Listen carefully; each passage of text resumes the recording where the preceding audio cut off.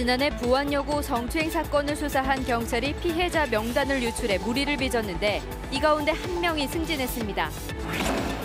종교의 성질을 잇는 아름다운 순례길이 무단 투기로 몸살을 앓고 있습니다. 미세먼지를 줄이는 대책이 따르고 있지만 한계를 드러내고 있습니다. 초등교사들이 전주 지역 근무를 꺼리고 있습니다. 한때 근무 선호 지역이었던 전주가 왜 기피 지역으로 바뀌었는지 알아봤습니다. 여러분 안녕하십니까? JTV 8시 뉴스입니다.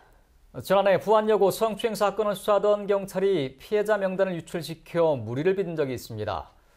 알고 봤더니 이런 행위는 형사처벌 대상이었습니다. 네, 하지만 경찰은 해당 직원들을 제대로 징계하지 않고 쉬쉬하는 분위기입니다. 게다가 이들 중 한 명은 승진까지 했습니다. 오정현 기자의 보도입니다. 지난해 부안여고 성추행 사건을 수사하던 경찰은 피해 학생들의 명단을 학교에 넘겼습니다. 철저히 보호받아야 할 피해자의 정보가 경찰 손에서 샌 겁니다. 현행법은 청소년 성범죄를 수사하는 공무원이 피해자의 인적 사항을 공개하거나 누설하는 걸 엄격히 금지하고 있습니다. 어기면 7년 이하의 징역 또는 5천만 원 이하의 벌금형이 뒤따릅니다. 중대한 실수이자 범법인데 경찰은 직접 명단을 넘긴 4명의 직원에게 제대로 책임을 묻지 않았습니다. 계장만 인사조치하자, 사회적 비난을 야기하고 경찰 수사에 대한 신뢰, 이걸 좀 저하시켰다고 해서 직권 경고하고 인사조치를 하고 나머지 직원들에 대해서는 그냥 불문으로 했었죠. 그렇게 종결해버린 거죠, 이게. 감찰 착수도 안 하고. 게다가 명단을 넘긴 4명의 당사자 중 하나인 A 경위는 최근 경감을 달았습니다. 처벌 대신 승진이라는 포상을 받게 된 겁니다. 경찰 스스로에게 너그러웠던 조치가 제 식구 감싸기 수준을 넘어 뻔뻔함에 달한다는 비판이 쏟아지고 있습니다. JTB 뉴스 오정현입니다. 4가지 종교의 성질을 잇는 익산의 아름다운 순례길엔 해마다 수만 명이 찾아오고 있습니다. 그런데 이 순례길 주변에 수년째 무단 투기가 기승을 부리고 있습니다. 지역 이미지가 크게 훼손되고 있지만 자치단체는 뒤따라가기에 바쁩니다. 정원익 기자가 보도합니다. 익산과 완주를 잇는 아름다운 순례길인 문드러미째입니다. 비탈길 아래 폐아스콘을 담은 드럼통 수십 개가 아무렇게나 널려 있습니다. 드럼통 곳곳에서는 기름이 줄줄 샙니다. 일부 등산객과 주민들이 여러 차례 익산시에 신고했지만 벌써 2달째 이처럼 그대로 방치되고 있습니다. 특정 아주 폐기물 같은데 이런 것들이 이런 좋은 환경에 무단 폐기됐다는 데 대해서 경악을 금치 못합니다. 또 다른 순례길 구간은 물론 천연기념물인 천호동굴 부근에도 각종 쓰레기와 폐기물들이 잔뜩 쌓여 있습니다. 수년째 이 같은 일이 반복되자 주민들은 CCTV 설치를 요구해왔습니다. 천호성지 가는 입구하고 천호동굴 가는 입구가 2개의 CCTV가 설치한다면 이쪽에 불법 투기를 막을 수가 있습니다. 익산시는 폐아스콘 드럼통은 최근 경찰에 수사를 의뢰했고 뒤늦게 CCTV도 설치하겠다고 밝혔습니다. 저희가 환장하게 해가지고 이제 거기가 설치 필요성이 있는 데면은 쓰레기를 치우고 나서 거기다 CCTV 설치할 계획이에요. 한 해 아름다운 순례길을 찾는 관광객과 순례객만 수만 명. 말만 아름다운 순례길이 되지 않도록 자치단체의 적극적인 노력이 필요해 보입니다. JTB 뉴스 정원익입니다.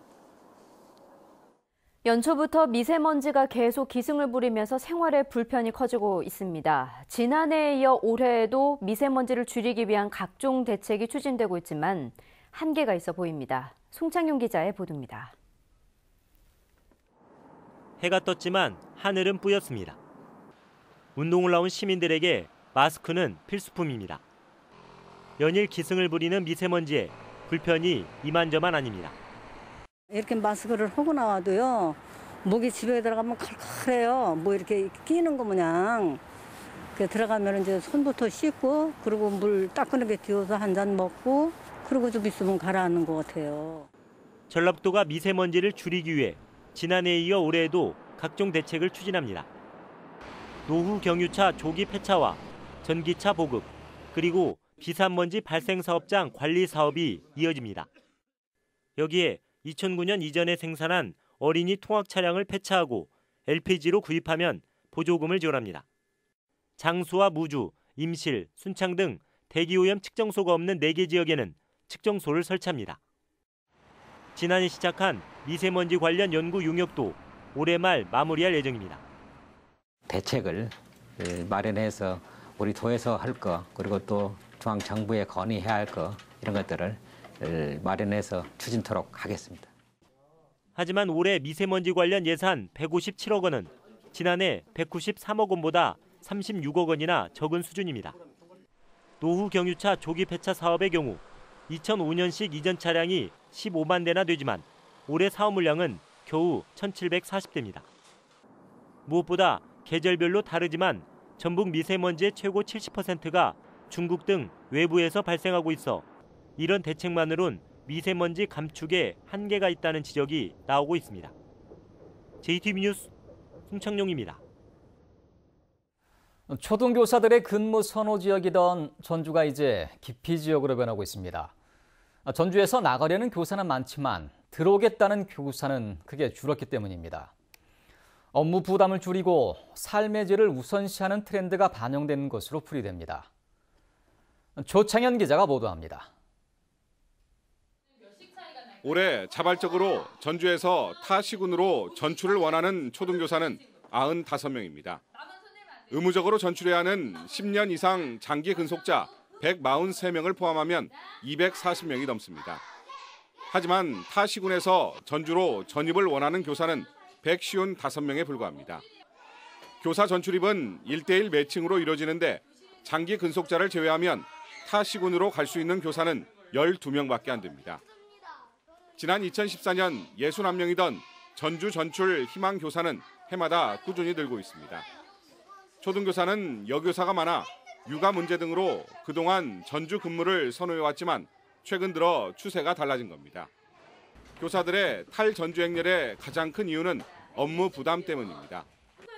전주 도심 대형학교에서는 많은 학생을 가르쳐야 하고 학부모 민원과 생활 지도까지 신경 쓸 일이 너무 많기 때문입니다. 또 전주를 벗어나면 승진에 도움되는 농어촌 점수를 딸 수 있는 이점도 있습니다. 한 학급당 학생 수가 너무 많아서 교사들이 가르치기 힘든 것도 있고요. 또 요즘 학부모님들이 민원이 너무 많으신데 그런 것들을 일일이 대응하기에 교사 힘들어서 또 농어촌을 선호하는 것 같아요. 혁신학교가 많은 농어촌 학교에서는 자신의 교직관에 맞는 다양한 시도를 통해 교사 역량을 높이는 경험을 할 수도 있습니다.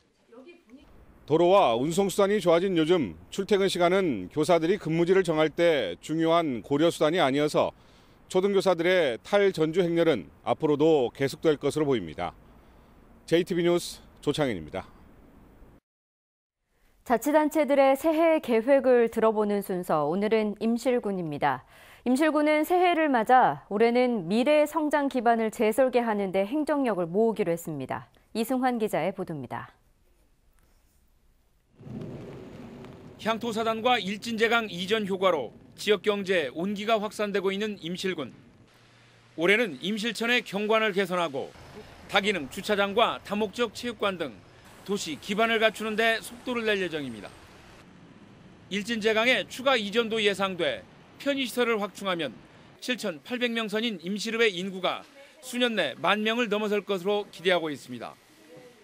이 사업들이 잘 추진되면 임실읍은 사람과 돈이 모이는 지역경제의 중심이 되고 관광과 경제의 거점 도시로 성장해서 임실 전체의 발전과 성장을 주도해 나갈 것입니다. 관광 분야와 함께 지역의 간판인 치즈 산업에 대한 투자도 지속됩니다. 섬진강 에코 뮤지엄과 물문화 둘레길 조성 사업 등에 1,130억 원이 투입되는 등 옥정호를 핵심 관광 거점으로 육성합니다. 임실 N치즈 산업은 450억을 들여 미래형 신산업으로 추진하고 테마파크에는 사계절 장미원을 조성해 관광객들을 유혹할 계획입니다. 옥정호가 개발되면 치즈 테마파크, 성수산 등을 연계하는 관광벨트가 구축될 것입니다. 저희는 이렇게 되면은 임실을 찾는 관광객이 한 해 300만 명 시대가 열릴 것으로 기대하고 있습니다. 지역의 인재를 양성하고 자녀 교육 목적의 인구 유출을 막기 위한 봉황 인재학당도 문을 열 채비를 마쳤습니다.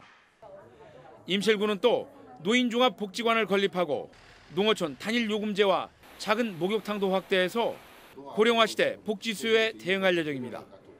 JTB 뉴스 이승환입니다.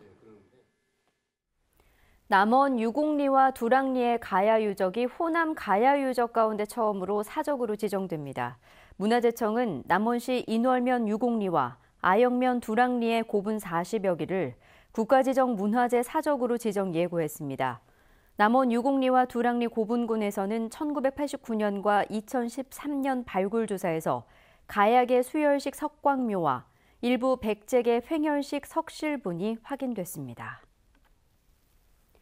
국민연금공단이 소상공인 간담회를 열고 올해부터 지원폭이 크게 늘어난 두루누리 보험료와 일자리 안정자금의 지원 신청을 당부했습니다.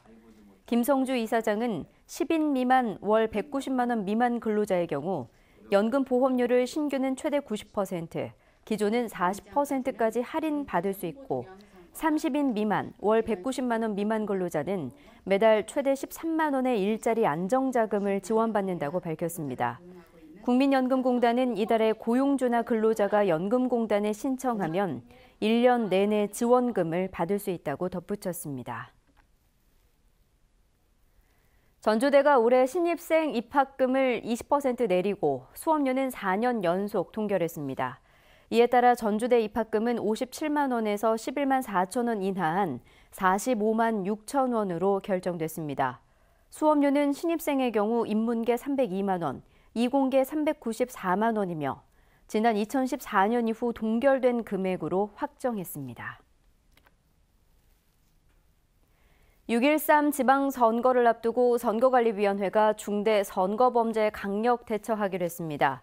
전라북도 선관위는 구시군 위원회 사무국장 등이 참석한 가운데 제7회 전국 동시지방선거 시달회의를 갖고 비방과 허위사실 공표 등 중대 선거범죄와 지역 연고단체의 선거 관여 행위 등에 대해 강력하게 대처하겠다고 밝혔습니다. 선관위는 이번 선거에서 유권자 중심의 선거관리와 공정선거, 범국민적 선거 참여 보장 등 3대 목표를 위해 역량을 모으기로 했습니다. 오늘 밤사이 일부 지역에는 비나 눈이 내리겠습니다. 예상 강수량은 5mm 안팎, 예상 적설량은 1에서 3cm입니다. 눈은 내일 오후부터 모레 아침까지 서해안에 2에서 7cm, 일부 내륙에는 1에서 3cm 더 내리겠습니다. 내일부터 한파가 기승을 부리겠습니다. 아침 최저 기온은 영하 10도까지 떨어지겠고 한낮에도 기온이 영하권에 그치겠습니다. 모레는 아침 기온이 영하 17도까지 내려가는 등 당분간 추운 날씨가 이어지겠습니다.